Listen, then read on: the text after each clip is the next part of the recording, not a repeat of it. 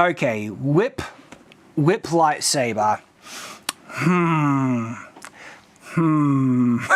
Having a kind of separate sense of location and being able to control things supernaturally to a crazy degree would not only be helpful for this type of weapon, it's actually essential. No regular person would be able to use a lightsaber whip with full confidence of safety. And you might say, hey, there are master whip users who can have perfect aim and everything like that.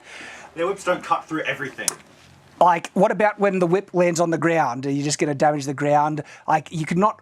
Even masters have a chance of losing control. And if you lose control of this weapon, there's a chance of just instant death. No. Like, by itself, without superhuman control, it is a ridiculously dumb weapon. All right, now let's think about Jedis. Maybe, this is still a tough one because there are elements you wouldn't be able to control because you can control it as much as you want, but it's a flexible, flippy around thing that as soon as it hits something or an opponent manipulates it against you, you can't control your opponent. You might be able to preempt them with precognition, but if they're fighting against another Jedi-like person, they could turn that weapon against you pretty severely. Can it go hard and soft? I don't think so. Technically, there is not depicted in many Star Wars things dynamic use of lightsabers, like lightsabers changing their form, shape, size dynamically in combat. And so that's why I say most likely the whip would have to remain flexible. The problem is hitting the ground. Like, even if you're a Jedi, just have some respect of other people's property. If you're on the outside, that's fine. But she's a Sith. Sith, okay, man, she's just fine, just melting the ground around them, everything, because you can't wrap it up and hold it in your hand. And so the only ways to really avoid hitting a lot of things around you and the ground is turning it off every time you're not whipping it. But then that restricts your use. Okay, you would have a really interesting range of threat with a whip lightsaber. You could keep him at bay quite a lot by whipping it out and everything. Those types of attacks, and this is where I give some credence to the whip in Castlevania.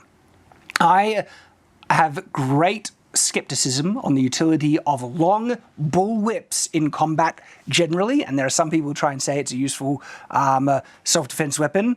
Massive doubt in regards to that.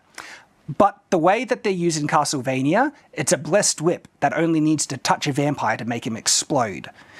And so it's a longer range weapon that you can instantly pull back and reset. It's like a throwing dagger that you can suddenly get back in your hand and just whip it out and flick it again. And in that utility and context, it's actually far more viable. It would be a very difficult weapon to defend against because it's so flexible. If you tried to block it, the whip has a very high chance of just whipping around and cutting you anyway. That's one of the biggest utilities of it. It would be a very difficult weapon to defend against. And people might say, well, then a regular whip has validity. Not as much as you might think, because the regular whip can't cut through everything. If you're hit on any other part of the line of the whip except the very tip, it's not going to hurt very much. It's only the tip that cracks the speed of sound that can have the really high ouch. Only when done with a specific movement. And if you get inside that range, you could nullify the effect. But anyway, that's regular whips. A lightsaber whip doesn't have that issue at all.